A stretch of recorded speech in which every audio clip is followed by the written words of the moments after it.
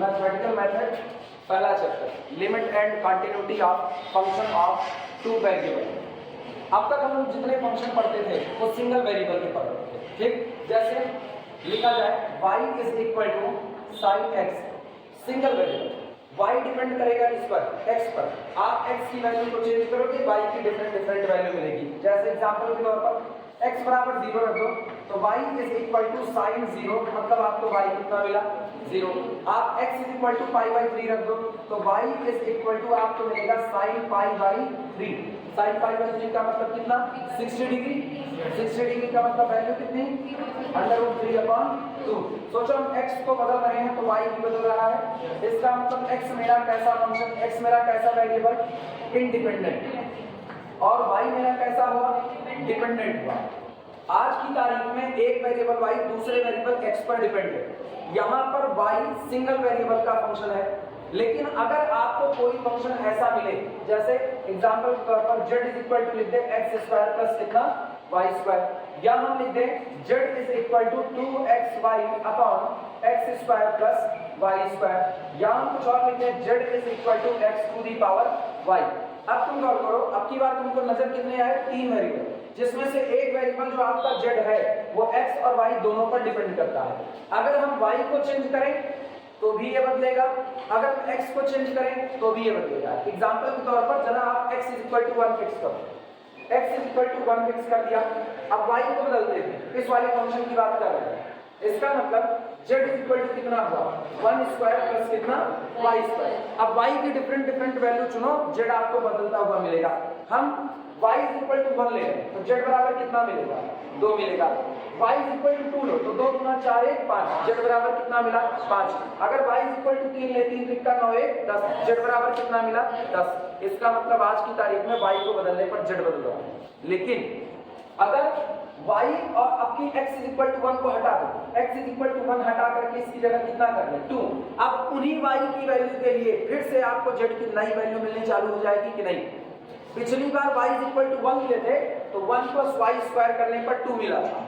आज अगर हम y इज इक्वल टू 1 रखते हैं तो देखो क्या मिलेगा 1, अब 2 दूनी 4 1 5 मिलेगा डिफरेंट वैल्यू। यानी आपका वेरिएबल z अगले दो वेरिएबल x और y पर क्या कर गया डिपेंड कर गया। यहाँ पर z को कितने वेरिएबल का फंक्शन कहा जाएगा 2 वेरिएबल का। अब मुझको ऐसे फंक्शन के लिए लिमिट पढ़नी है, ऐसे फंक्शन के लिए कंटिन्यूटी पढ़नी है। क्लियर हुआ। आज तक हम लिमिट और कंटिन्यूटी पढ़ते आए हैं सिंगल वेरिएबल पर, अब पढ़ेंगे कितने पर डबल वेरिएबल पर, और बाद में ये और जनरलाइज हो जाता है तो limit and continuity of more than 2, तब आप इसकी चर्चा करते हैं। चलो शुरुआत करते हैं। पहला यहाँ पर हम लोगों को डबल वेरिएबल पढ़ने पड़ रहा है।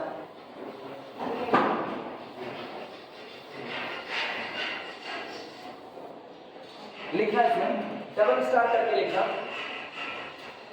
डबल स्टार करके लिखो इफ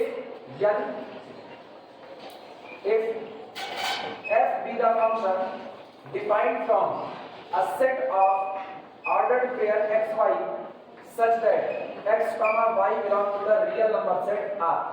तुम केवल हम इसको लिखो फिर हम समझाते हैं आखिर इसका मतलब क्या है। तो real number set capital R, then f is said to be, f को कहा जाएगा f is said to be a real valued function, a real valued function, f is said to be a real valued function of two real variables,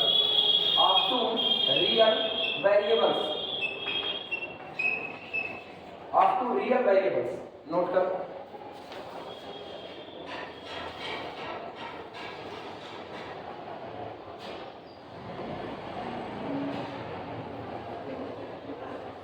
जिस set पर ये defined है वो set ordered pair का collection है। क्यों ordered pair का collection है वो हम बता रहे हैं।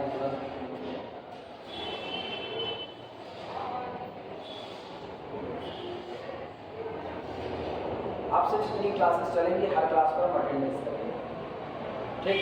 जो लोग गायब हैं उनको बता देना आपसे जितनी क्लास चलेगी वो सारी अटेंडेंस होगी और वो सारी अटेंडेंस मेरे पास रहेंगी। निकालेंगे कब उस अटेंडेंस को प्रैक्टिकल टाइम में हम उसको निकालेंगे।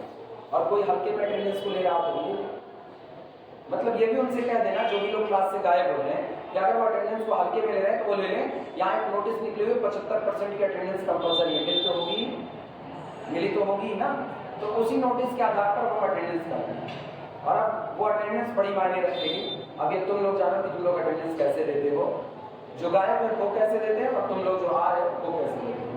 ठीक, मेरी तरफ से अब कोई जिम्मेदारी नहीं है, हम अपनी तरफ से पूरी बात कह चुके हैं। ठीक, आगे बहुत सारी बातें इसमें छिपी हुई हैं, उनको कहना सही नहीं है, वो तुम लोग समझदार हो पर्याप्त रूप से, इसीलिए खूब समझ सकते हो आगे क्या करने वाले हैं। नहीं, ये आप दिक्कत ये हो रही है ना, धीमे धीमे क्लास की वैल्यू खत्म हो रही है। अब क्लास की वैल्यू को बरकरार रखने के लिए कुछ ना कुछ पागलपंथी वाला अब रूल बनाना पड़ेगा। जिसका जब मन हो रहा है वो आ रहा है, जिसका जब मन हो रहा है वो नहीं आ रहा है ना। अभी तक रिंग थ्योरी और फील्ड थ्योरी की कितने लोग इसमें से ऐसे हो जिसकी एक भी क्लास नहीं छूटी है? रिंग थ्योरी, फील्ड थ्योरी, एक भी क्लास नहीं छूटी। 1 2 3 4 5 6 एक छूटी है। ठीक, एक छूटी है। एक क्लास जिनकी छूटी है वो लोग हाथ ऊपर करें। एक क्लास तुम्हारी कई छुट्टी होगी? पीछे वालों, तुम्हारी कई छुट्टी होगी? एक ही छुट्टी है, कौन सी बताओ? कौन सी? इंटीग्रल डोमेन का जो चार्ट बनाए थे वो कंप्लीट है। रिंग का, इंटीग्रल डोमेन का, फील्ड का वो चार्ट कंप्लीट है। क्योंकि अब हमको ये काम करना पड़ेगा, अब मजबूरी है ना कि अब हम नहीं पूछेंगे तो अपनी क्लास गड़बड़ होगी। फर्स्ट ईयर संभाल पाएंगे, वो आ रहे हैं सही सलामत, उनकी कंडीशन बरकरार है, तुम्हारी बिगड़ रही है, तुम्हारी सुधारेंगे क्योंकि तुमको पढ़ाना है अभी चौथे सेमेस्टर में।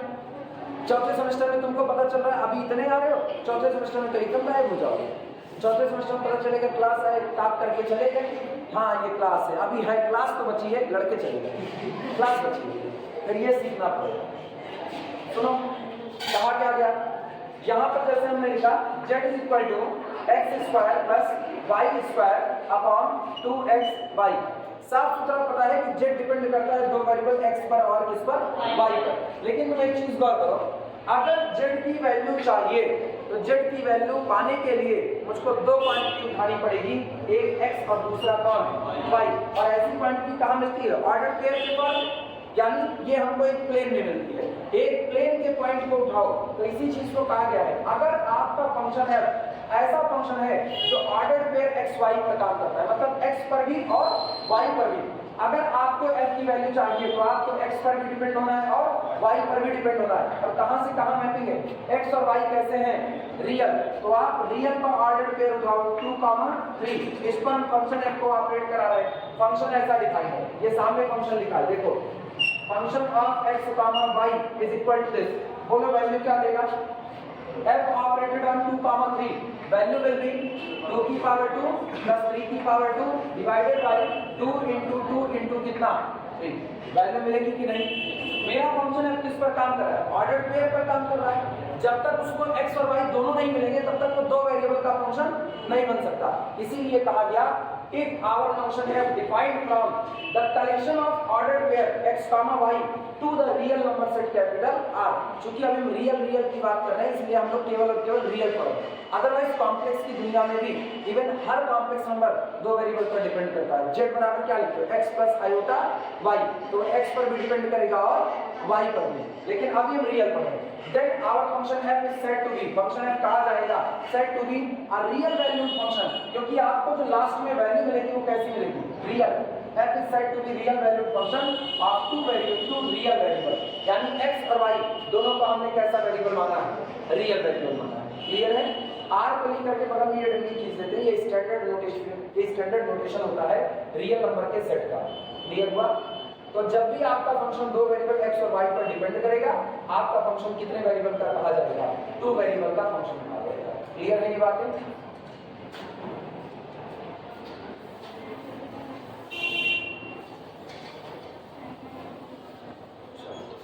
लिखना नोटेशन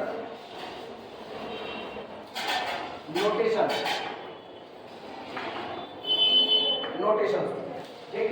इसको लिखने के जो तरीके होते हैं, रिप्रेजेंट करने का तरीका, वो एक होता है f ऑफ x y, ऐसा function of x, y, 2 variable का फंक्शन। ठीक, we can write it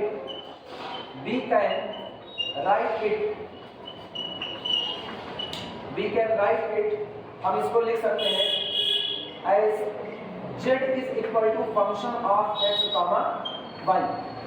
हम इसको z बराबर function of x comma y भी लिख सकते हैं। अगला सुनो, वेयर, जहां पर वेयर x कॉमा y, जो आपके x और y है ये इंडिपेंडेंट वेरिएबल है, और जो आपका z है ये डिपेंड करता है x और y पर, तो ये आपका डिपेंडेंट वेरिएबल है। x कॉमा y यहां पर लिखना है इसे इंडिपेंडेंट और z डिपेंडेंट वेरिएबल।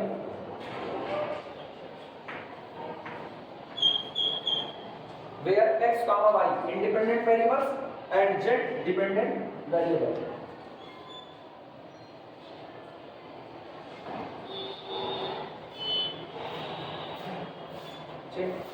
तुरंत इसके एग्जांपल लगा लेते हैं। इसका लिखना एग्जांपल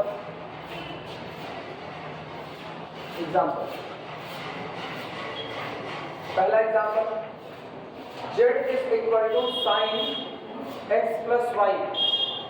ये z is equal to sine x plus y. Sine के अंदर में जो हमने आर्गुमेंट दिया होगा वो भी कैसा है, x प्लस वाई। ठीक, यानी x पर भी डिपेंड करेगा और y पर भी डिपेंड करेगा। ठीक, अगला लिख लेना दूसरा example, z is equal to कुछ भी बना लो अपनी मर्जी से, x square plus y square plus 2xy, मतलब x प्लस वाई का होल स्क्वायर, यानी this is equal to x plus y का होल स्क्वायर। अगला बना लेते हैं तीसरा एग्जांपल देखना, third, z is equal to 2xy upon x square plus y square et cetera. ऐसे बहुत सारे, ये सभी के सभी कितने वेरिएबल के फंक्शन है, 2 वेरिएबल के, जहां पर दोनों वेरिएबल x और y इंडिपेंडेंट है और z आपका कैसा है, डिपेंडेंट वेरिएबल है। नोट करो, e की पावर x की पावर y 2 वेरिएबल का, e की पावर y की पावर x 2 वेरिएबल का, बता देते हैं वो भी कौन तो। चौथा यहीं पर लिख देंगे, फिर एक्सेट्रा लगा देना। चौथा, e की power z is equal to e की पावर x की पावर y। ठीक, z is equal to e की पावर x इनटू y। और अगला एक और लिख देते हैं, z is equal to e की power y to the power x, e की पावर y बाई x, कुछ भी बनाओ, बस आप एक फंक्शन ऐसा बना दो जिसमें 2 वेरिएबल इन्वॉल्व हो रहे हैं।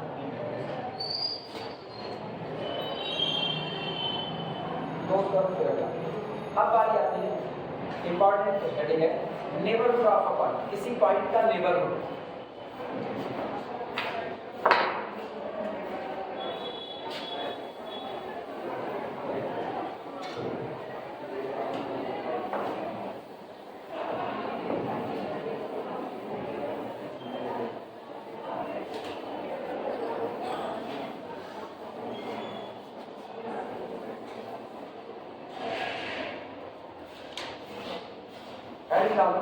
Neighborhood of a point,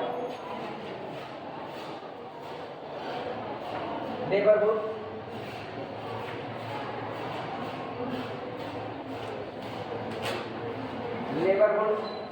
of a point, किसी पॉइंट का नेबरहुड। लेकिन इसके भी अलग अलग टाइप हैं। जो सबसे पहला टाइप हम पढ़ेंगे वो पढ़ेंगे रेक्टेंगुलर नेबरहुड। हेडिंग डाल देना, पहला बताते अभी है क्या ये, rectangular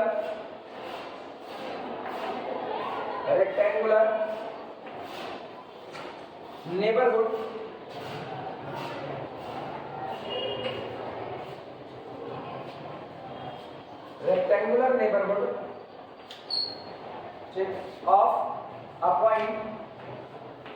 of a point AB, rectangular neighbourhood of a point AB, किसी पॉइंट AB का रेक्टेंगुलर नेबरहुड। नेबरहुड का मतलब वही है जो तुम समझ रहे हो, पड़ोस, मतलब वही है उसके। ठीक, समझो होता है। हेडिंग पढ़ रही हो तो बताया जाए। सुन, अगर आपको कोई पॉइंट दिया गया, पहले सिंगल वेरिएबल पर समझते हैं। अगर आपको कोई पॉइंट दिया गया स्मॉल, तो इस पॉइंट से बहुत हल्की सी डिस्टेंस आगे जाते हुए इसके इर्द गिर्द जो लोग हैं उन सारे लोगों को आप इकट्ठा कर लो और उसका एक सेट बना दो। जो आपका सेट निकल करके आता है यही सेट इस पॉइंट का क्या कहलाता है? नेबरहुड कहलाता है। नेबरहुड का मतलब ये होता है पड़ोस को इकट्ठा करना। अच्छा ये बताओ, रहते अगर तुम गोलाघाट पर हो तो क्या अमेरिका वाले को अपना पड़ोसी कहोगे? नहीं, पड़ोस हमेशा कहाँ पर होगा? बगल वाला। ठीक, अपने ही मोहल्ले में रह रहे हो, लेकिन अगर कोई पूछेगा और तुम्हारे मोहल्ले के 10 घर के बाद कोई घर है तो उसको अपना पड़ोस नहीं बताओ, कहोगे वो हमारे मोहल्ले के हैं। लेकिन अगर बगल में ही किसी का मकान है तो कहोगे ये तो हमारे पड़ोस में ही रहते हैं। होता ही नहीं। तो पड़ोस हमेशा जब भी इकट्ठा किया जाता है नजदीक वाला इकट्ठा किया जाता है, एक छोटी सी रेडियस पर। ठीक, अगर आपको रियल नंबर की लाइन दी गई है और रियल नंबर की लाइन पर ये एक पॉइंट आपको दे दिया गया 2 और 2 का नेबरहुड इकट्ठा करना है, तो इस पॉइंट के नेबरहुड का मतलब है 2 से बहुत हल्का आगे जाओ। जैसे मान लो आधा सेंटीमीटर आगे जाओ 1/2, तो 2 से आगे गए 1/2 तो ये पॉइंट 2.5 हो गया, और थोड़ा सा पीछे है तो ये पॉइंट हो गया 1.5। ये जो आपका ओपन इंटरवल निकल करके आया ना, इस पूरे ओपन इंटरवल को निकाल लो। ओपन इंटरवल को 1.5 से लेकर के 2.5, ये आपके पॉइंट 2 के लिए किसका काम करेगा? नेबरहुड का काम करेगा। शॉर्ट में एनबीडी लिखा जाता है, ठीक है, चाहे एनबीडी लिख लो चाहे एनएचडी। नेबरहुड को जब भी शॉर्ट में लिखा जाएगा स्टैंडर्ड नोटिफिकेशन यही होता है, एनबीडी या फिर क्या रखते हैं? एनएचडी। क्लियर है बातें? अब सुनना, ये तो बात की रियल नंबर की लाइन पर। एक प्लेन पर नेबरहुड कैसे इकट्ठा करेंगे? जैसे मान लो अभी हम यहाँ पर खड़े हैं, प्लेन पर खड़े हैं, जमीन एक प्लेन का काम कर रही है, मुझको अपना नेबरहुड इकट्ठा करना है, तो हम क्या करेंगे? कहाँ कहाँ चल सकते हैं? सोचो, एक नंबर लाइन जो होती है, नंबर लाइन, उस नंबर लाइन पर आप केवल और केवल 2 हिस्से में चल सकते हो, या तो सामने की तरफ या तो पीछे की तरफ, यानी लंबाई में ही चल सकते हो, चौड़ाई में चलने की कोई जगह नहीं मौजूद है। इसका मतलब अगर मुझको 3 का नेबरहुड बनाना है तो थोड़ा आगे जाना है और थोड़ा पीछे, और काट करके इस इंटरवल को निकाल लेना है। लेकिन अगर मुझको एक प्लेन में चलने की जगह दे दी जाए तो सोचो प्लेन में हम कैसे चलेंगे? मान लो यहाँ पर खड़े हुए हैं, मुझको अपना नेबरहुड लेना है, तो मेरा नेबरहुड ऐसे हाथ फैलाएंगे, बगल वाला मेरे पड़ोस में है, इधर हाथ फैलाएंगे, ये भी मेरे पड़ोस में है, सामने वाला भी मेरे और पीछे वाला भी मेरे पास है। अब तो सारे लोग मेरे नजदीक हैं, तो चलने के लिए डायरेक्शन कहाँ पर है? एक तो इधर चल दिए, ये कौन सा साइड हो गया? मेरा लेफ्ट साइड, राइट साइड, मेरा राइट साइड, तुम्हारा लेफ्ट साइड, तो मेरा हो गया राइट साइड। इधर चल दिए तो कहाँ चल रहे हैं? सामने चले तो फ्रंट पे और पीछे चले तो बैक। लेकिन बहुत ज्यादा दूर नहीं जा सकते कि हम फिजिक्स डिपार्टमेंट मेरे पड़ोस में है, नहीं, वो मिठाई की दुकान जहाँ समोसे नजर आ रहे हैं वो मेरे पड़ोस में नहीं, वो मेरे पड़ोस में नहीं, वो मुझसे दूरी पर मौजूद है। पड़ोस का मतलब होता है बस अपने इर्द गिर्द की बातें हम कर रहे हैं। तो इसका मतलब अगर कोई पॉइंट किसी प्लेन में मौजूद है, अब गौर करना, अगर पॉइंट लाइन पर मौजूद है तो सिंगल पॉइंट लिखा जाएगा, जैसे मैंने केवल क्या लिखा 3। लेकिन अगर पॉइंट प्लेन पर मौजूद है तो 2 वेरिएबल होंगे उसके पास, एक्स और वाई कोऑर्डिनेट का फॉर्म होगा। चलो यहाँ पर एक पॉइंट लेते हैं, ये पॉइंट हो गया a, कितना b। अब देखना हम नेबरहुड कैसे इकट्ठा करते हैं। हम इससे थोड़ा आगे गए, जितना थोड़ा आगे गए उसको हम डेल्टा कहते हैं, हम डेल्टा डिस्टेंस आगे गए। ये बताओ, जब आप डेल्टा डिस्टेंस आगे गए तो ये डेल्टा डिस्टेंस आप पीछे चले जाओ, हाँ है ना, डेल्टा डिस्टेंस आप इधर चले जाओ और डेल्टा डिस्टेंस आप इधर चले जाओ। चारों तरफ की दूरी मैंने तय कर ली। अब आप एक काम करो ना, इधर के सारे वाले पॉइंट इकट्ठे कर लो, जितने आपको नजर आ रहे हैं इन सारे पॉइंट को इकट्ठा कर लो। तो सोचो तुमने इतने दायरे में मौजूद सारे पॉइंट इकट्ठे कर लिए कि नहीं कर लिए? ये जो नेबरहुड बन रहा है पॉइंट का, इसका शेप कैसा है दिखने में? रेक्टेंगल टाइप का। इसको बोलते हैं rectangle neighborhood of a point A comma B. ये आपके पॉइंट का रेक्टेंगल नेबरहुड है। क्लियर हुआ? हम कौन कौन से पॉइंट इकट्ठे करें वापस सुनना। हमने एक पॉइंट लिया कौन सा? AB, और AB के इर्द गिर्द जितने पॉइंट थे एक पर्टिकुलर दूरी पर, उन सारे पॉइंट को मैंने क्या कर लिया? इकट्ठा कर लिया। और ये जो बना इसका शेप कैसा? रेक्टेंगल। इसलिए ये नेबरहुड पॉइंट AB का कौन सा नेबरहुड कहलाएगा? Rectangle neighbourhood. क्लियर हुआ? अब एक बात सुनो, सर्कुलर नेबरहुड क्या है उसको भी इसी समय कर लेते हैं, कुछ मिटा।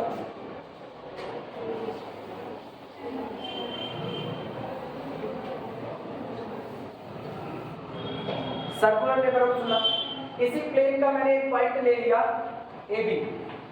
अच्छा सोचो, जब हमने ये कहा कि ये पॉइंट AB है तो क्या हमने ये कहा कि जितना दूरी आगे उतना दूरी पीछे, उतना दूरी ऊपर उतना दूरी नीचे, ऐसा कुछ कहा?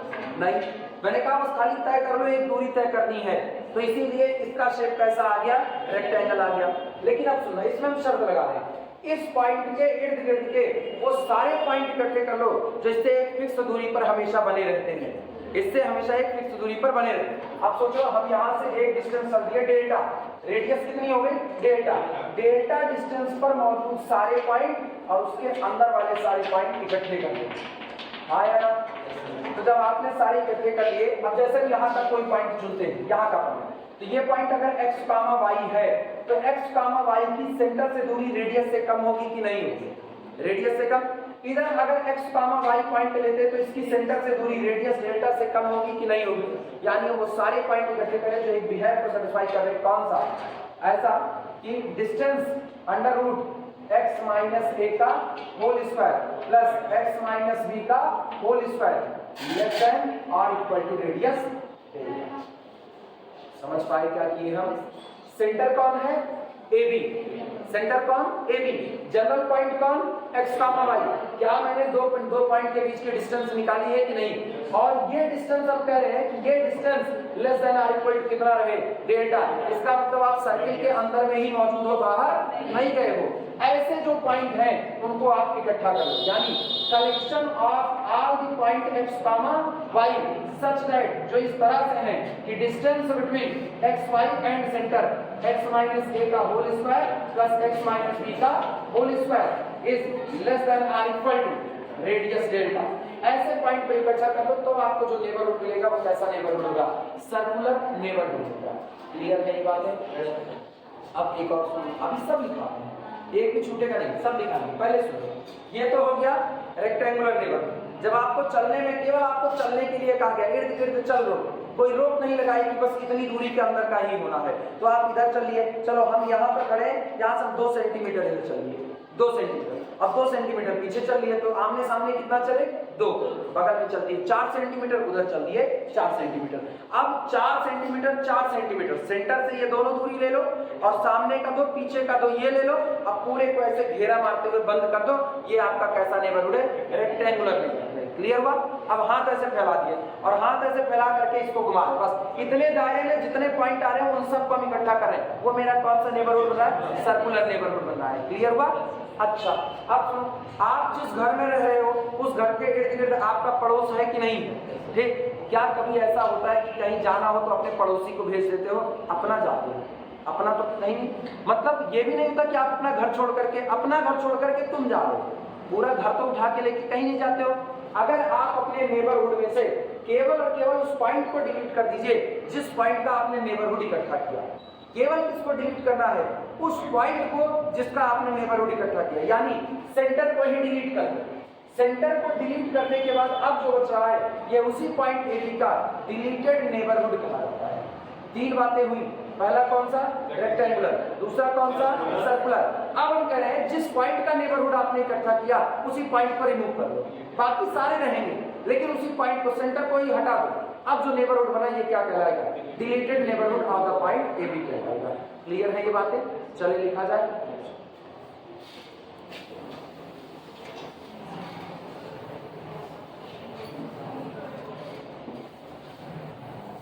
जब आप एक लाइन पर होते हो, एक लाइन पर, तो आपके पास जो चलने की आजादी होती है वो केवल और केवल लंबाई में होती है, उसको बोलते हैं 1 डिग्री ऑफ फ्रीडम। समझना, जब आप केवल और केवल एक लाइन पर हो, एक रस्सी बांध दो, ठीक है, रस्सी एक लाइन है, मान चलो बहुत पतली सी आपने एक धागे वाली रस्सी बांध दी, एक कीड़े को उठाओ उस धागे के ऊपर बैठा दो, वो कीड़ा कहाँ चलेगा? केवल लंबाई में चलेगा, आगे जाएगा पीछे जाएगा, 1 डिग्री ऑफ फ्रीडम है। उस कीड़े को उठा करके जमीन पर रख दो, अब वो लंबाई और चौड़ाई सब में चलेगा, ठीक है। अब धीमे से उठा करके फेविक्विक से उसके पंख चिपका दो, अब वो ऊपर निकलेगा, उड़ना चालू करेगा। तो जब वो रस्सी पर बैठा है तो 1 डिग्री ऑफ फ्रीडम, प्लेन में आया तो 2 डिग्री ऑफ फ्रीडम, और जब वो अब की बार पंख लगा दिया गया तो 3 डिग्री, अब ऊंचाई भी उड़ सकता है। तब कहते हैं ना, जो आप नेबरहुड बनाते हो इसी थ्योरी के आधार पर नेबरहुड बनाते हो। आप लाइन पर बना रहे हो तो केवल आगे और पीछे जा सकते हो, तो इंटरवल बनता है। जब आप प्लेन में नेबरहुड बना रहे हो तो प्लेन में रेक्टेंगल भी बन सकता है और सर्किल भी, वो डिपेंड करता है कैसा नेबरहुड बना रहे हैं। क्लियर है ये बातें? लिखना, एक फिगर बना लो पहले रेक्टेंगुलर नेबरहुड के लिए ना। ये हम प्लेन ले रहे हैं, ये मेरे पास एक्स एक्सिस, ये मेरे पास वाई एक्सिस, ये आपका ओरिजिन। यहाँ पर हम पॉइंट ले रहे हैं, पॉइंट है A, B, A, B, ये प्लेन का कोई पॉइंट है, ठीक। इधर हम आगे चल रहे हैं डेल्टा और इधर हम पीछे आ रहे हैं। अब सुनो, डिस्टेंस हमेशा पॉजिटिव होती है, लेकिन डायरेक्शन बताना है। एक बार आप राइट जा रहे हो, एक बार आप लेफ्ट जा रहे हो, तो इसको हम ऐसे जानबूझ करके लिख दे रहे हैं माइनस डेल्टा, लेकिन वो केवल और केवल डायरेक्शन बता रहा है कि जिस डायरेक्शन में इधर गए ये इसके उलट डायरेक्शन है, ठीक है। अच्छा, वैसे भी जान लो, अगर यहाँ पर खड़े और इसके कोऑर्डिनेट 4,0 है, इसके कोऑर्डिनेट 4,0, तो एक यूनिट पीछे आ जाओ तो कोऑर्डिनेट क्या हो जाएंगे 3,0। एक कम हुआ कि नहीं? वो जो कम हुआ वही दिखा रहा है, कितना कम हो रहा है, डेल्टा यूनिट कम हो जाएगा। क्लियर है ये बातें? हॉरिजॉन्टल चलते हो तो कौन बदलता है, एक्स या वाई? हॉरिजॉन्टल कौन बदलता है, एक्स। वर्टिकल चलते हो तो वाई बदलता है। ये तो ठीक ठाक, इसमें दिक्कत हो तो बताओ। हाँ, इसमें दिक्कत हो सकती है। तो ये देखो, ये आपका एक्स एक्सिस, अगर हम इस लाइन पर चल रहे हैं तो कौन सा कोऑर्डिनेट बदल रहा है, एक्स कोऑर्डिनेट। अब इस लाइन पर चल रहे हैं तो मेरी ऊंचाई बदल रही, मतलब वाई कोऑर्डिनेट। अब प्लेन में चल रहे हैं तो नहीं, कैसे चल रहे हैं इस पर डिपेंड करता है, कैसे चल रहे हैं इस पर डिपेंड करता है। हाँ या ना? सुनो, इस प्लेन में आप बस ऐसे चलते रहो, कौन बदल रहा है, वाई कांस्टेंट है कि नहीं? अब इस प्लेन में आप ऐसे चलो, आप कौन बदल रहा है, एक्स कांस्टेंट है कि नहीं? और इस प्लेन में ऐसे से भाग रहे हैं तो एक्स और वाई दोनों बदल रहे हैं। तो ये डिपेंड करता है कि आप प्लेन में चल कैसे रहे हैं। क्लियर हुआ? लेकिन अगर आप एक्स एक्सिस पर चल रहे हो तो एक्स एक्सिस पर वाई हमेशा क्या बना रहेगा, 0। वाई एक्सिस पर एक्स हमेशा 0। प्लेन में कुछ भी हो सकता है, प्लेन में आपके चलने के ऊपर डिपेंड करेगा आप चल कैसे रहे हो।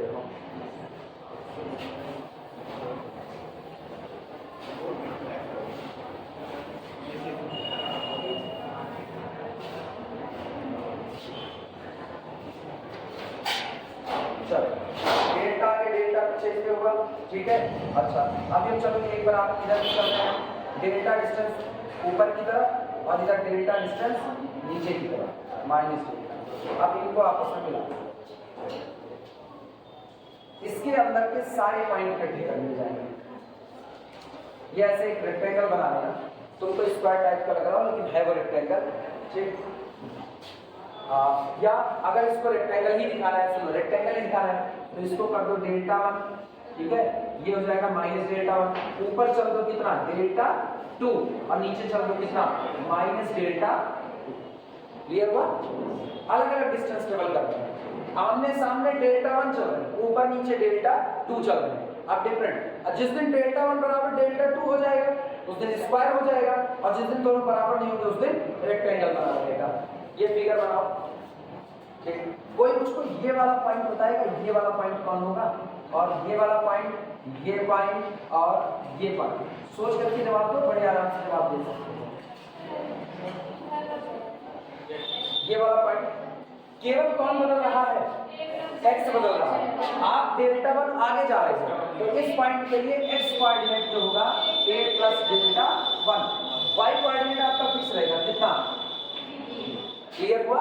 अगला बोलो, ये वाला पॉइंट कोई बताएगा, a माइनस डेल्टा 1, और वाई कोऑर्डिनेट आपका फिक्स रहेगा, वो b ही रहेगा। क्लियर हुआ? ये वाला पॉइंट कोई बताएगा, हाँ, a कॉमा, चूंकि नीचे आ रहा है तो घटेगी हाइट, तो b माइनस डेल्टा 2 ये हो गया। और ये वाला a comma b plus delta, ऐसे बना लो फिगर।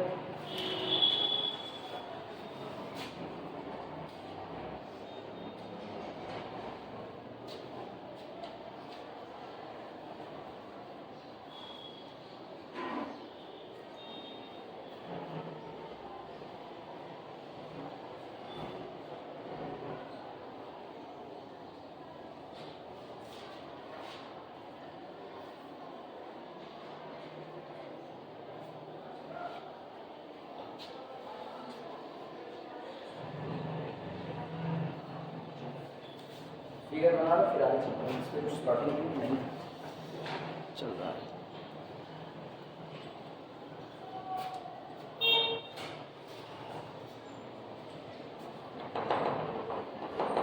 दिखाना चालू करें, सबका बन गया फिगर। लिखना, लेट माना point A comma B belong to the R2। मान लिया जो मेरा 2 डायमेंशनल का स्पेस R2 है उससे पॉइंट ए बी बिलोंग करता है, और डेल्टा आई कोई एक रियल नंबर है। डेल्टा आई कोई एक रियल नंबर का मतलब डेल्टा आई वो यूनिट है जितनी डिस्टेंस हम ट्रेवल करना चाहते हैं। And delta I belong to the capital R, real number से capital R greater than 0 be any number, be any number, be any. हम ये मान रहे हैं, माना पॉइंट ए बी अपने दिए गए R2 प्लेन का कोई एक पॉइंट है और डेल्टा आई कोई एक नंबर है, डेल्टा 1 आई बराबर 1 रखोगे तो डेल्टा 1 बनेगा, आई बराबर 2 रखोगे तो डेल्टा 2 बनेगा। डेल्टा 1 आप हॉरिजॉन्टली ट्रेवल कर रहे हो और डेल्टा 2 आप वर्टिकली ट्रेवल कर रहे हो, ठीक, इसमें लिखना। देन तब ऐसे मामलों में देन सेट नेबरहुड को स्टैंडर्ड नोटेशन में कैसे लिखा जाता है वो सुनो। नेबरहुड को, चूंकि नेबरहुड की शुरुआत किससे होती है, n से, इसलिए लिखा जाता है n।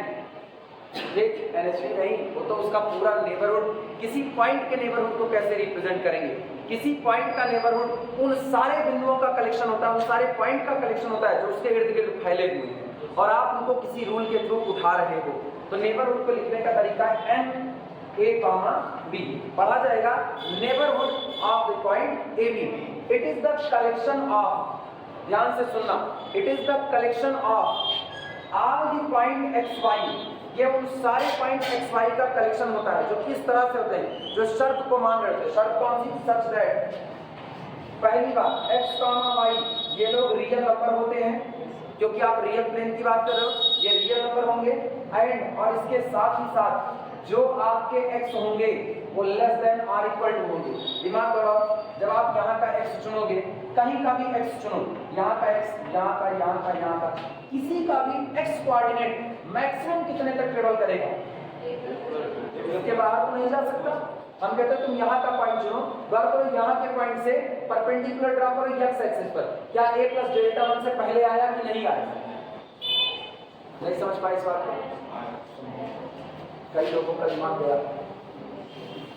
इधर मैंने एक बाउंड्री की थी, इस लाइन को हम कह रहे हैं ये लाइन है x इज इक्वल टू 5, ठीक है, मतलब इस पूरी लाइन पर x बराबर कितना बना है 5। अभी बताओ इधर आओगे तो x बढ़ेगा, अब पीछे रहोगे तो x 5 से तो कम ही है।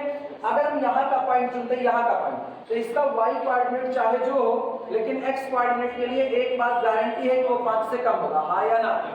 अगर हम पॉइंट यहाँ पर ले लें तो इसका y कोऑर्डिनेट चाहे जो हो, लेकिन x कोऑर्डिनेट कंफर्म है कितना रहेगा, 5 रहेगा। क्लियर है कि नहीं। तो जब आप इस लाइन के लेफ्ट साइड में रहोगे तो इस लाइन के लेफ्ट साइड में आपकी वैल्यू हमेशा x कोऑर्डिनेट 5 से कम बैठेगा कि नहीं बैठेगा। यहाँ पर बोलो ये वाली लाइन जो आ रही है, इस लाइन ने अपना एक पॉइंट बता दिया a प्लस डेल्टा 1, कौन सा कोऑर्डिनेट बताया, x coordinate a plus delta 1। तो इसका मतलब इस लाइन के लेफ्ट साइड में जो भी पॉइंट है इनका coordinate x coordinate a plus delta 1 से कम होगा कि नहीं होगा। यानी तय हो गया है, आप यहाँ जिनको ला रहे हो, आप यहाँ जिनको ला रहे हो वो इस रेक्टेंगल के अंदर के पॉइंट है, और अगर वो रेक्टेंगल के अंदर के पॉइंट है तो उनका जो x कोऑर्डिनेट होगा वो हमेशा a प्लस डेल्टा 1 से कम बैठेगा या बराबर बैठेगा, सही या गलत। दूसरी बात, क्या वो इस बाउंड्री को तोड़ करके पीछे जा रहे हैं, वो अंदर के पॉइंट है, तो ये वाला coordinate x coordinate a minus delta 1 उससे बड़ा या बराबर बैठेगा, बड़ा या बराबर, आगे आ रहा है। And greater than or equal to a minus delta 1। ये तो हुई x कोऑर्डिनेट की बात। अभी y की बात सुनना। अब अगर y की तुम हमको बता दो तो बहुत अच्छी बात हो, बोलो y coordinate less than or equal to b plus delta 3। अगला greater than or equal to b minus delta 2। जो पॉइंट इन शर्तों को फॉलो कर रहे हैं उन सारे पॉइंट को इकट्ठा कर लिए, that's called the neighborhood of the point A B. और वो नेबरहुड आपका कैसा बनेगा, रेक्टेंगल, क्योंकि यही अंदर वाले पॉइंट ही है जो सेटिस्फाई करेंगे और कोई सेटिस्फाई नहीं करेगा। जैसे मान लो मैंने ये वाला पॉइंट चुन लिया, ये वाला, तो बहुत बड़ा इसका जो x कोऑर्डिनेट है वो a माइनस डेल्टा 1 से भी कम हो चुका है, हाँ या ना। और अगर मैंने यहाँ का पॉइंट चुन लिया तो a प्लस डेल्टा 1 से ज्यादा हो गया, तो वो तो मेरे सेट का हिस्सा नहीं बनेगा। हम केवल अंदर वाले पॉइंट ले रहे हैं और अंदर वाले जितने पॉइंट है वो इस शर्त को फॉलो करते हुए आएंगे। तो ये नेबरहुड मेरा किस नाम से जाना जाएगा, रेक्टेंगुलर नेबरहुड के नाम से। क्लियर हुआ, लिखना आगे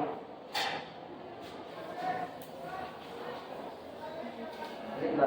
known as set neighborhood of AB collection of point xy with these conditions known as जाना जाता है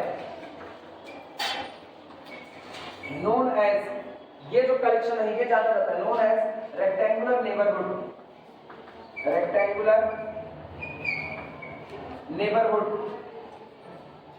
अच्छा शॉर्ट में एलईडी लिख दे चलेगा, लिख दे rectangular neighbourhood of point A B.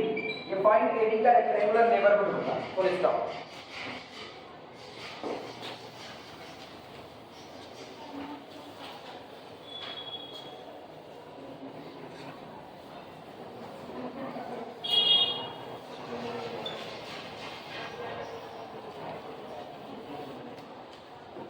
अगला इफ डेल्टा 1 स्टार बना करके लिखना, इफ यदि delta 1 is equal to delta 2, अगर ये जो दूरियां आपने ट्रेस की है हॉरिजॉन्टली और वर्टिकली ये बराबर हो गई, it is called square neighborhood. It is called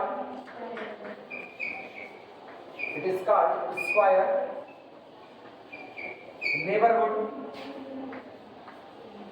neighbourhood of point A B. तब ये पॉइंट ए बी का कैसा नेबरहुड कहलाएगा? Square neighbourhood. नोट करो।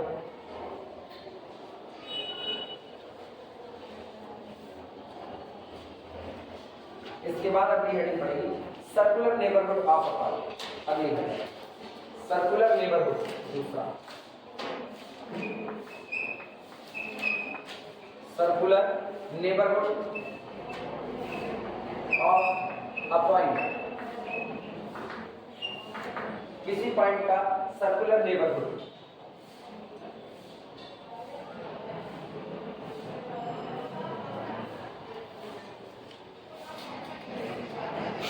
उस पेपर में एक क्लास से थक गए, अब मेरे को ना दूसरा रास्ता इसलिए पकड़ना पड़ रहा है। एक क्लास का कोई मतलब नहीं, मैथमेटिक्स में एक क्लास का मतलब ही नहीं। एक क्लास में आप कुछ नहीं कर सकते, बस खाली कहने के लिए है एक क्लास। दिन नहीं है ना, और कोई दिन नहीं है। 2 क्लास मिल सकती है, 2 संदीप की है, 2 2 4 बचा क्या दिन? 2 दिन, एक शुक्ला सर की प्रैक्टिकल की और एक मेरी, 4 2 6 बचा, एक तो संडे। तो दिन आता पता नहीं है किसी का ना, जो रेगुलर क्लास नहीं आता वो संडे कैसे आ सकता है? दूसरी बात मेन दिक्कत ना कैंपस लिखना है, ऐसे एक फिगर बना लेना। ये पॉइंट हो गया और ये डेल्टा डिस्टेंस पर, ठीक है। ये सेंटर सी कर देते हैं पॉइंट ए बी, और ये वाले पॉइंट इकट्ठे किए जाते हैं।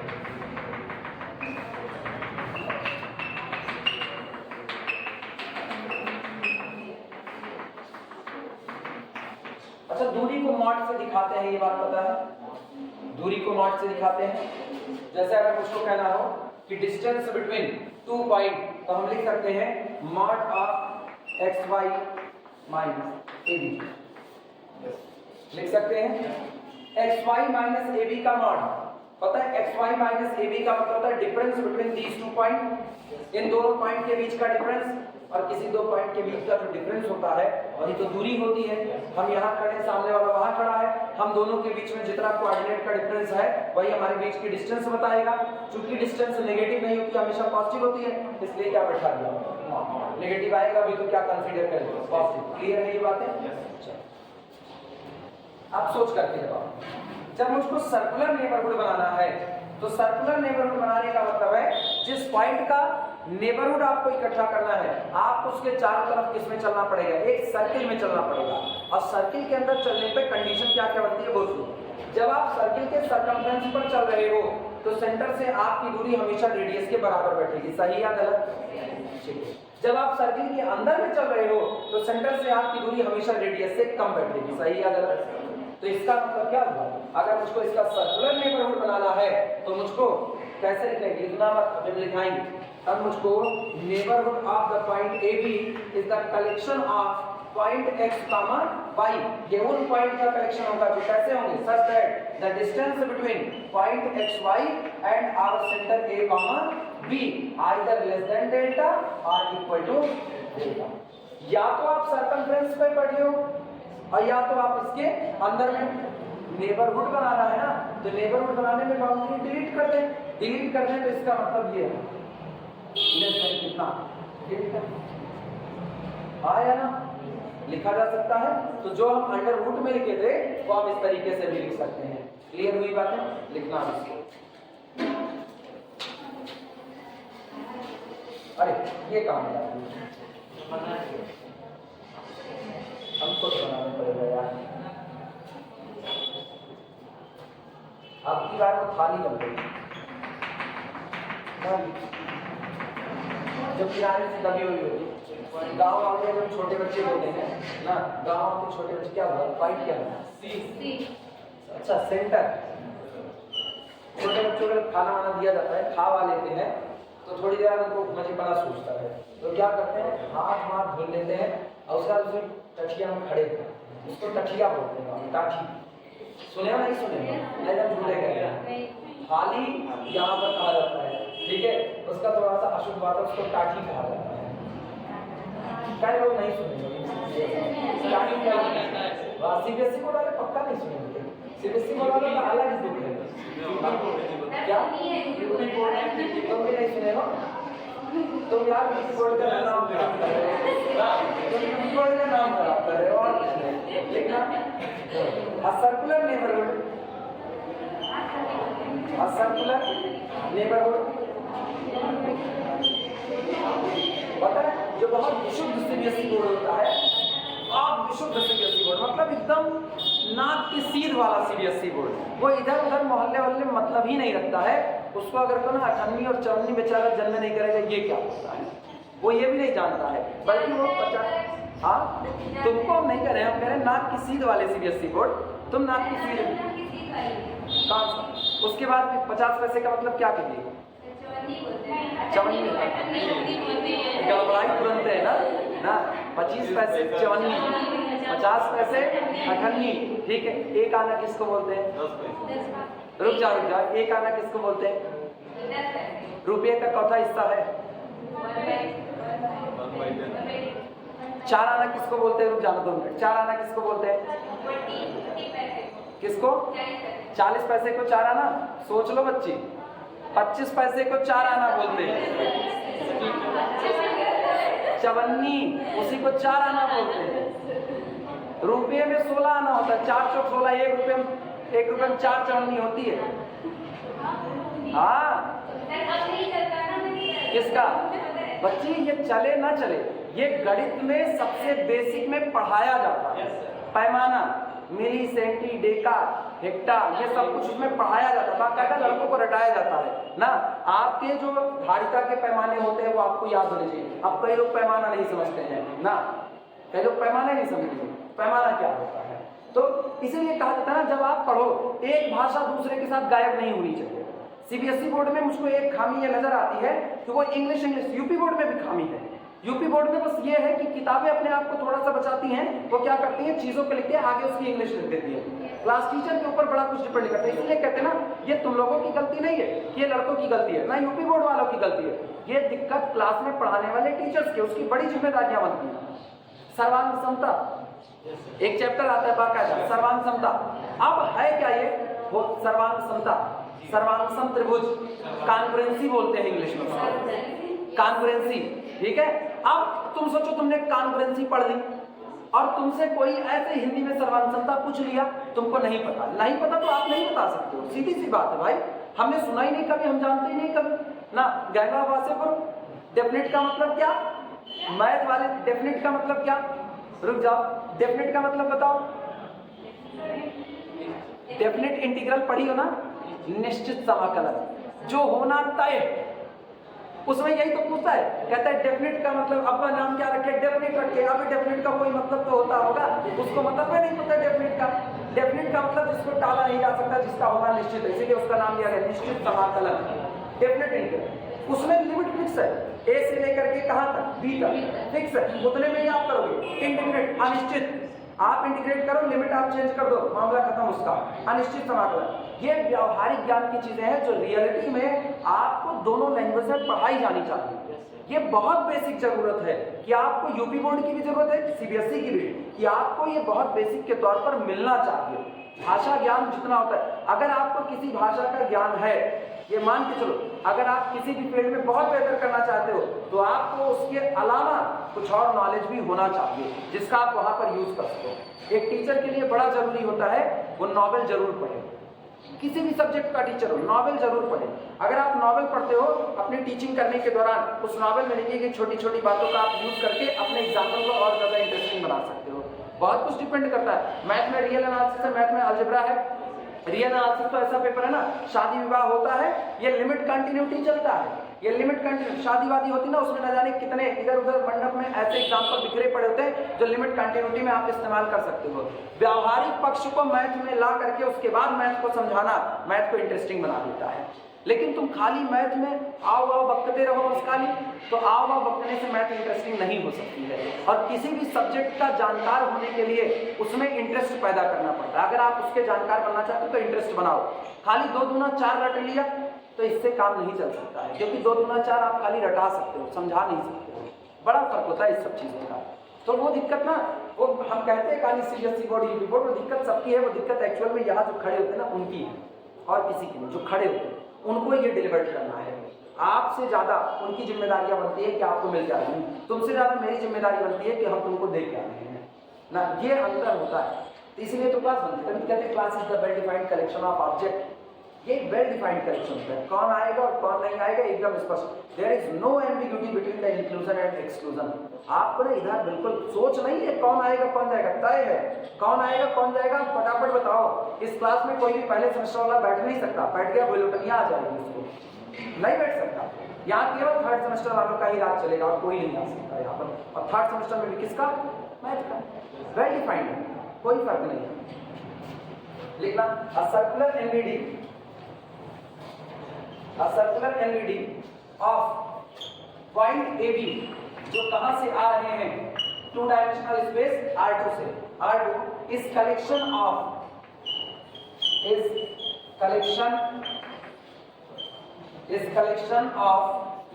all points, is collection of all points x comma y। A circular NVD of the point AB, किसी पॉइंट AB का जो सर्कुलर NVD होता है वो कलेक्शन होता है किसका? ऑफ ऑल पॉइंट XY, उन सारे पॉइंट XY का कलेक्शन होता है जो अब नीचे लिखी गई शर्त को बता रहे होते हैं। XY, ठीक, whose distance, जिसकी दूरी, whose distance from point AB is less than, कम होती है,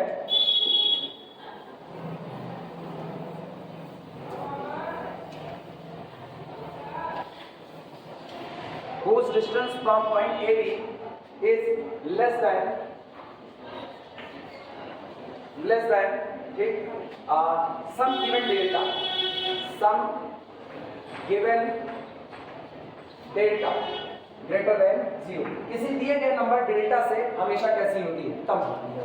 नोट कर, फिर अभी मैथमेटिकल पार्ट इसका लिखाते हैं। अभी तुम एक चीज देखो, अभी एक चीज बड़ी गड़बड़ चलती है। जब से मोबाइल सबके हाथ में पड़ा हुआ है, लोग डेट और टाइम याद नहीं रखता। डेट लोगों को याद नहीं रहती। किसी से रैंडमली पूछो आज कितनी तारीख है, वो पहले मोबाइल निकाल करके देखता है चट से। नहीं, तुम बता दिए ना, तुमको एक बड़ी भीड़ मिलेगी जिससे अगर तुम डेट पूछो तो याद नहीं होगा। पहले घड़ी का चलन हुआ करता था, पहले लोग कलाई पर घड़ी बांधते थे, तो वो होता था ना कि दिन भर आप जब भी कोई काम कर रहे हो, आप ऐसे हाथ रखे हो तो घड़ी आपके हाथ के आगे है। कहते ना out of sight out of mind, जो आज आंख से दूर है वो दिमाग से भी दूर हो जाएगा। तो आपने घड़ी को हटा दिया, ठीक, हम खुद ही नहीं पहनते हैं, हम खुद ही नहीं पहनते। पहले अगर तुम पहले याद करो तो बचपन में जब तुम स्कूल जाते रहे होगे, ठीक, तो यहाँ पर टीचर आते ही सबसे पहले डेट है। आज सब गायब हो गया, आज वो चलन गायब हो गया ना, हम खुद ही नहीं लिखे, वो चलन गायब। पता है जब कोई चीज चलन से बाहर हो जाती है तो लोग धीमे धीमे धीमे धीमे धीमे धीमे उसको भूल जाते कि ये भी होता है। पाठ योजना लिखी जाती थी, अब पाठ योजना नहीं लिखी जाती, लेसन प्लान अब नहीं लिखा जाता है ना। पहले एक तो डायरी भी लिखी जाती थी स्कूल में, अब कहते बड़े हो गए, पर्याप्त रूप से समझदार हो गए, जबकि जिस नैतिक शिक्षा को वहां छोड़ करके आते हैं उसकी सबसे ज्यादा जरूरत यहाँ होती है। बड़े होने पर तो नैतिकता ताक पर रख देता है आदमी, इसके पहले नहीं रखता। इसके पहले तो छोटे बच्चे हो, अगर घर में भी आप बतिया रहे हो, घर में किसी से कहे नहीं काम ना कर, चट करे गाल के नीचे बच जाएगा आपके। अब आप सीख रहे हो कि बड़े को कैसे इनकार किया जाता है, प्रेम से इनकार किया जाता है बड़े को ना। घर वाले सिखाते बेटा ये बात ऐसे गलत है ना, आपको किसी भी तरीके से। बड़े होने पर 2 दिन मुंह फुलाए पूरा जैसे घूमते रहो, पापा डांट दिए हैं, ऐसे पापा देख रहे हो, पाव तो पीस करके पी जाओ। नैतिकता यहाँ खत्म हो गई, यहाँ इस जगह पर आकर। तब कहते हैं ना कॉलेज लाइफ में जब आपको नैतिक शिक्षा की सबसे ज्यादा जरूरत है तो वो गायब हो गई, इस राम भरोसे छोड़ दी गई कि आप पर्याप्त रूप से समझदार हो, आप जान रहे हो सही क्या है गलत क्या है, जबकि ऐसा होता नहीं। मेरे को ना जाने कितने डिग्री कॉलेज के लड़के दिख जाते हैं जो मुंह में बोलो जुआ केसरी वाला स्वैग लेकर के चलते हैं, मिल जाते हैं ना, या सिगरेट फूकते हुए मिल जाएंगे। बाइक पे बैठेंगे तो ऐसा लगेगा बाइक इंजन से चलती है, आपसे नहीं चलती है, लेकिन उनको लगता है जैसे वही चला रहे हैं, ऐसे झुक करके भगे हुए, कोई फर्क ही उनको नहीं पड़ रहा। बड़ा फर्क होता है, बहुत कुछ फर्क पड़ता है इस सब का। इसीलिए कहते हैं कल्चर यूं ही नहीं तबाह हो जाता है। इस बात को लिखना है, मैथमेटिकली लिखना, दैट इज अर्थात neighborhood of the point A B is equal to. अभी 3rd सेमेस्टर में एक जनाब है, 3rd सेमेस्टर में अटेंडेंस लगाने को कहें तो वो कह रहे हैं सर मैं भी क्लास में मेरा भी लगा दो। अगर हम इस बात को यहाँ पर लिखें तो क्या कर रहे हैं, मेरा भी लगा दो। ये यहाँ लिखना, यहाँ इसका फील क्या आ रहा है, नहीं पूछो इसका फील क्या आ रहा है, वो हमको ऑर्डर दे रहे, इसका फील है वो हमको ऑर्डर दे रहे, मेरा भी लगा दो ना। अच्छा अगर इसी में ये जोड़ दिया जाए आगे, क्या होगा, दीजिए आगे ए और लगा देना तो उनका कुछ बिगड़ेगा नहीं, लेकिन वो इसको भूल गए, इनमें और इनमें एक तो फर्क होता है ना। ए की मात्रा हटा दिए, ए ही हटा दिए, मात्रा छोड़ ए ही हटा दिए ना।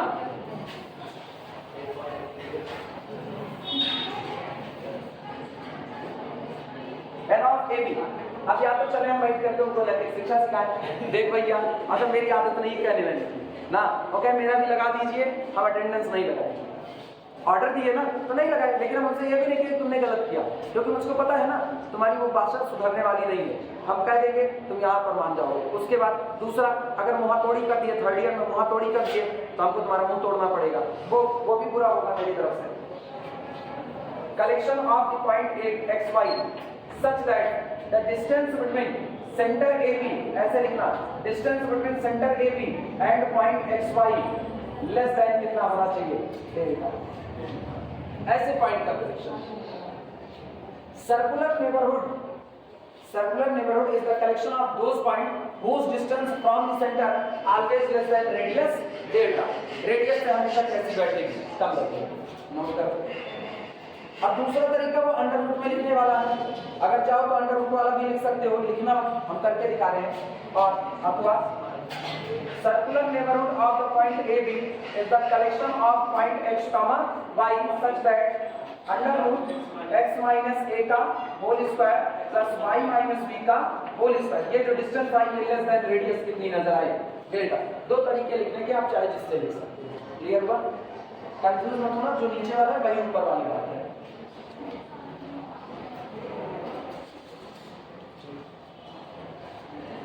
और पता है हर सर्कुलर नेबरहुड अपने अंदर में रेक्टेंगल नेबरहुड को कंटेन करता है, अभी वो भी दिखा। हर सर्कुलर नेबरहुड अपने अंदर में रेक्टेंगुलर नेबरहुड को कंटेन करता है, अभी बता रहे हैं।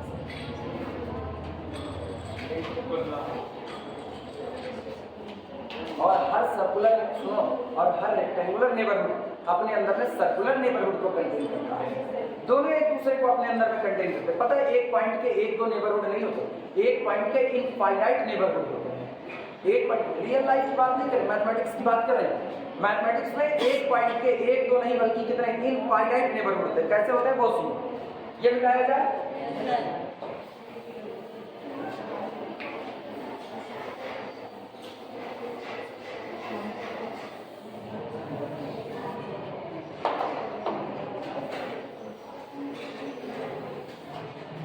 दिमाग दौड़ा।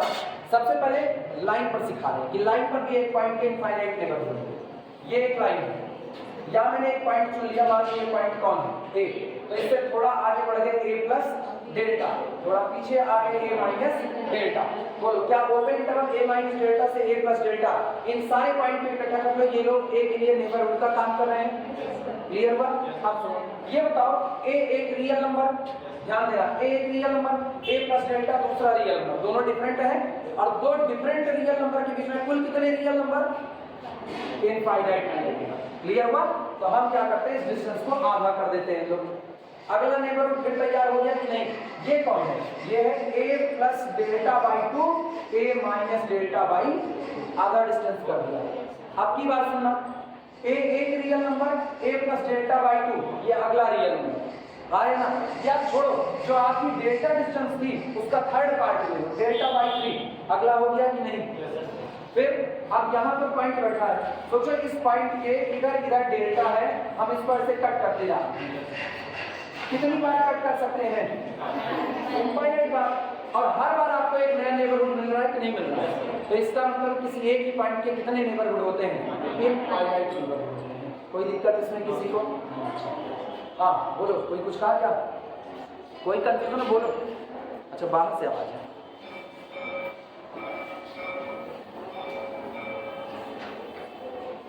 अब इसी बात को रेक्टेंगुलर नेबरहुड पर थोप रहे हैं। ये बता, ये रेक्टेंगल है, ठीक, ये पॉइंट है कौन सा? A B. मेरे को इसके इनफाइनाइट नेबरहुड बनाने हैं, बन जाएंगे।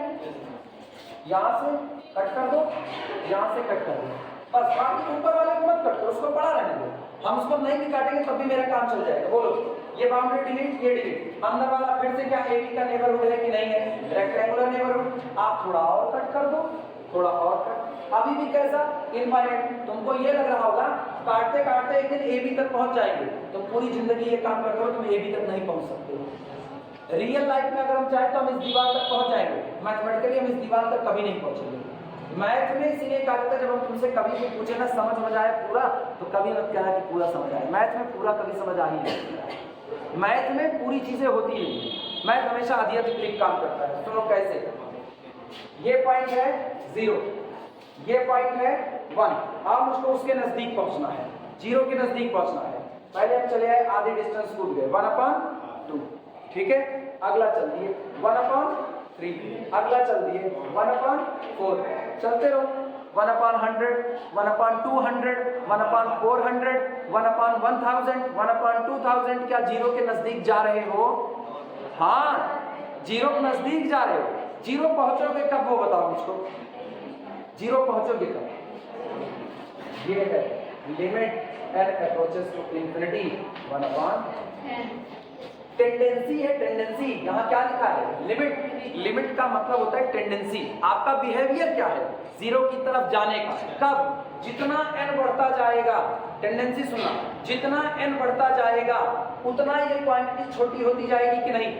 उतना छोटी होती जाएगी। और जितना ये क्वांटिटी छोटी होती जाएगी उतना नजदीक जाएगी किसके? 0। लेकिन ये तो केवल और केवल टेंडेंसी बता रहा है, पहुंचेगा कब वो बताओ?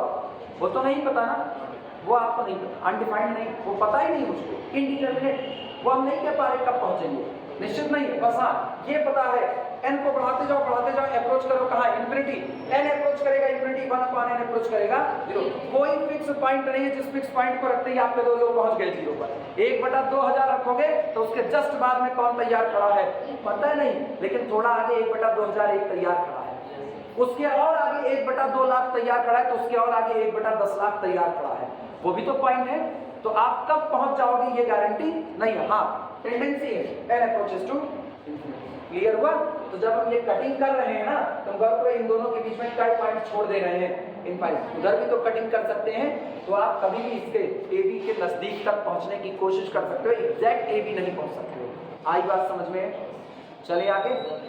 पूरा नहीं पहुंच सकते, पूरा काट दोगे इधर से इसको निकाल दो, ऐसे पूरा इधर से इधर वाले निकाल दो इधर से, तो बोलो AB के जस्ट पहले कौन सा पॉइंट है, बोलो 1 के जस्ट पहले क्या आता है वो बताओ। 0 आता है, तो 0.5 कहाँ आता है? 0 1 के बीच में 0.5 आता है। हम कह रहे हैं 1 के जस्ट पहले क्या आता है? 1 के जस्ट पहले 0.9, तो 0.99 कहाँ आता है? हंस जाओगे, यही तो गणित है। सुनो, आप जानो इसको नहीं, ये ना ये हम कहना व्यावहारिक पक्ष बड़ा तगड़ा होना चाहिए, वो आपका मजबूत होना चाहिए।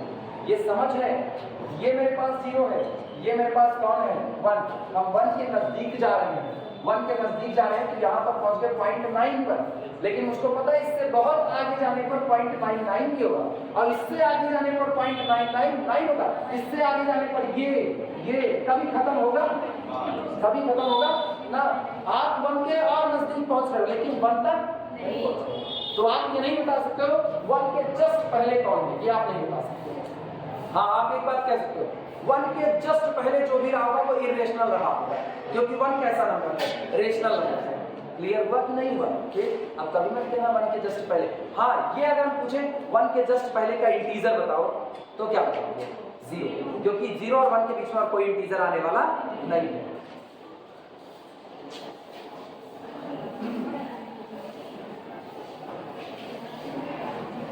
चल लिखना, नोट लगाओ, नोट में लिखो, नोट एवरी सर्कुलर नेबरहुड, लिखो every circular neighbourhood, every circular neighborhood of a point, every circular neighborhood of a point contains a rectangular neighborhood,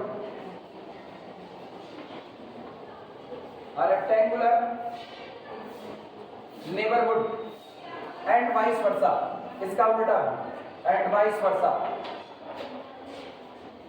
मतलब रेक्टेंगुलर नेबरहुड अपने अंदर में सर्कुलर को रखता है और सर्कुलर नेबरहुड अपने अंदर में रेक्टेंगुलर नेबरहुड को रखता है। आई बात समझ में?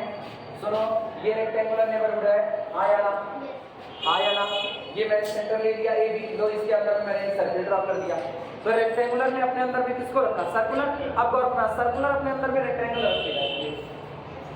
रखा कि नहीं, और इसके अंदर में फिर एक सर्कल बना दिया, इसके अंदर में। क्लियर हुआ कि नहीं? अब प्याज की तरह छिलका डालते चले जाओ, क्या फर्क पड़ रहा है? तो रेक्टेंगुलर अपने अंदर में सर्कुलर को रखता है और सर्कुलर अपने अंदर में रेक्टेंगुलर। मैंने ये नहीं कहा कि if a rectangular neighborhood contain a circular neighborhood then that circular neighborhood contain that rectangular neighborhood, ये नहीं कहा। बस मैंने ये कहा वो अपने अंदर में रखते हैं, वो डिफरेंट रखेंगे। क्लियर हुआ?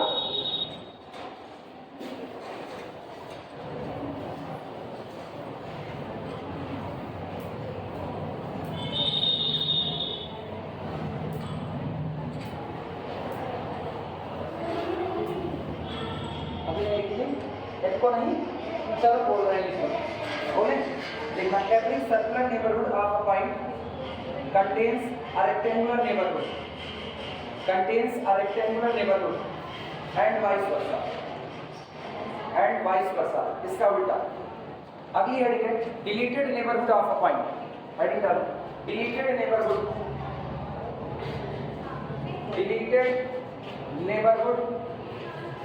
Of a point, deleted neighbourhood of point. अब बता चुके हैं तुमको पहले, जो आपने नेबरहुड बनाया है सारे पॉइंट को आप रखे रहो, लेकिन आप जिस पॉइंट का नेबरहुड बना रहे हो उसी को डिलीट कर दो, तो अब आपका नेबरहुड क्या कहलाएगा? Deleted neighbourhood. लिखना इसे, if from neighbourhood of the point AB, if from neighborhood of the point AB we delete point AB itself, हम खुद पॉइंट को ही डिलीट कर देते हैं itself, then remaining set बचा हुआ set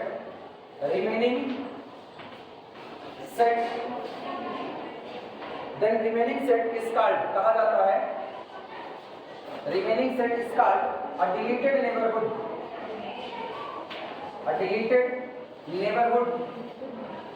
of point A B, तब ये हमारे पॉइंट ए बी का कैसा नेबरहुड कहलाता है? डिलीटेड नेबरहुड कहा जाता है।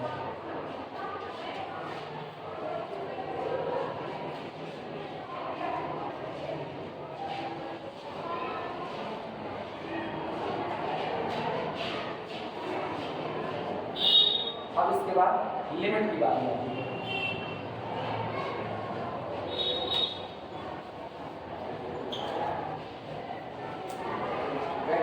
कब चालू हुआ कि नहीं चालू?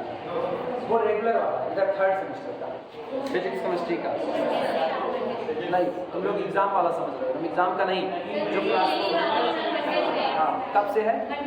इसी मंडे से शुरुआत होगी, मतलब इसी मंडे के हम 1:30 बजे पढ़ाने की सोचे, इसी मंडे की क्या अब कितने बजे से होता है? 1 बजे। तो कैसे करोगे?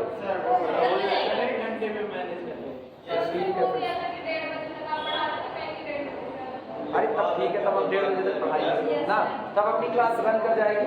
सुनो तब 1 मिनट, वो मंडे को हम देख लें, मेरी कोई और क्लास तो नहीं रहती।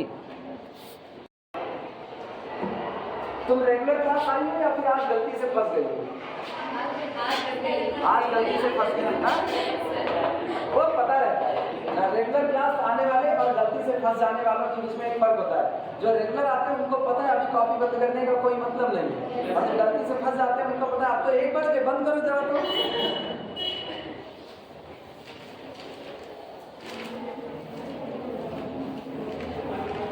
एक बार साल 2015 में हम बीएससी फर्स्ट ईयर पढ़ाते थे, ईयरली चलता था, फर्स्ट ईयर पढ़ाते थे। 350 लड़कों की क्लास ना, 350 380 ऐसे लड़कों की वो क्लास होती थी। पढ़ा उसमें एक बायो का लड़का फंस गया। अब हमको नहीं पता वो बायो का है, हम स्फीयर पढ़ा रहे थे, हम पढ़ाते पूछना चालू किए, मेरी आदत है पूछने की, हम पूछना चालू किए, घूमते जब उस तक आए उससे पूछा कि अब तुम बताओ ये होगा कि नहीं होगा। खड़ा कह रहे सर हम बायो के।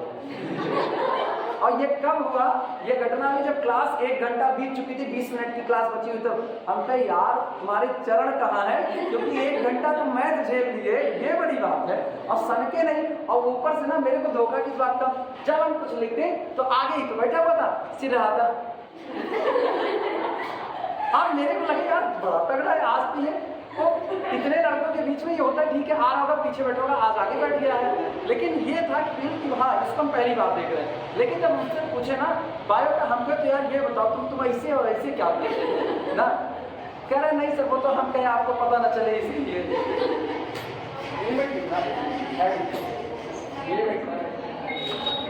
वो अपने दोस्त के साथ, अच्छा मैं बेचारा कुछ बोला नहीं, मैं रियलिटी है वो खुद नहीं बोला, हम बायो, उसका दोस्त उसका सर ये बायो के, तब वो भी कहा हाँ सर हम बायो के।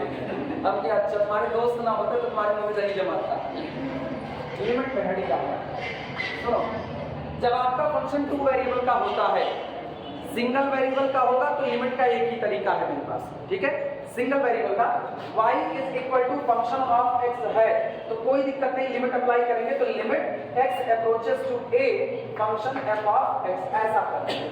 लेकिन अगर मेरा फंक्शन एक से ज्यादा वेरिएबल का है, 2 वेरिएबल का, तो मेरे पास लिमिट भी अलग अलग टाइप की होती है, ठीक? उसमें लिखना for f of xy, for function of 2 variable xy we define several kind of limit। we define हम परिभाषित करते हैं, we define several kind of limit, several kind of limit। we define several kind of limits। सबसे पहला है limit x approaches to the x0, y approaches to the y0 function of x y। सुनो, जब single point एक की तरफ बढ़ता है, ये पॉइंट लिया मैंने x y, ये जिसकी तरफ बढ़ेगा उसके पास भी x कोऑर्डिनेट और y कोऑर्डिनेट होगा। प्लेन का पॉइंट है तो प्लेन के पॉइंट पर बढ़ेगा, तो इसका मतलब this approaches to a point x0, y0। Limit apply की जाती है, limit x approaches to x0, y approaches to y0। सोचो x और y दोनों बढ़ रहे हैं, इसकी तरफ x बढ़ रहा है x0 और y बढ़ रहा है y0, दोनों में वेरिएशन आ रहा है, दोनों पर टेंडेंसी है, इसको साथ साथ बढ़ने को बोलते हैं साइमल्टेनियस लिमिट, दोनों एक साथ बढ़ रहे हैं। तो यहाँ ब्रैकेट में लिख देना simultaneous simultaneous limit, simultaneous limit x और y दोनों में वेरिएशन हो रहा है और साथ साथ हो रहा है, एक साथ वेरिएशन पर लिमिट अप्लाई कर रहे हैं, ये आपका हो जाएगा साइमल्टेनियस लिमिट। ठीक, अगला एक लिमिट पहले अप्लाई कर दे, वो काम कर ले, फिर आए हुए पर दूसरी वाली लिमिट काम करे, तो इसको बोलते हैं इटरेटिव लिमिट, एक के बाद एक वाले में काम होता है।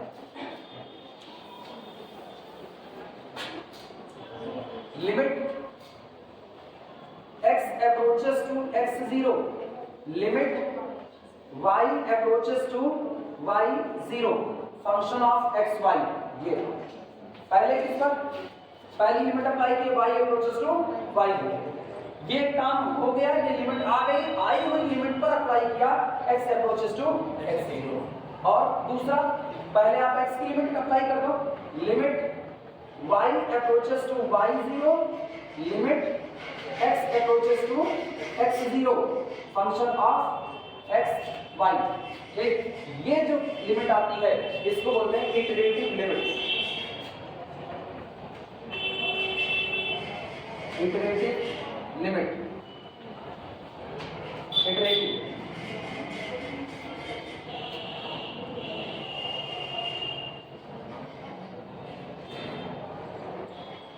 कोई जरूरी नहीं होता है कि आपकी साइमल्टेनियस लिमिट और आपकी इटरेटिव लिमिट दोनों आपस में बराबर है, तो डिफरेंट डिफरेंट भी आ सकते हैं। ठीक है, इतने पर रोक देना, इसके बाद की बातें हम लोग फिर करेंगे। ठीक, इतने पर इनको रोक दो,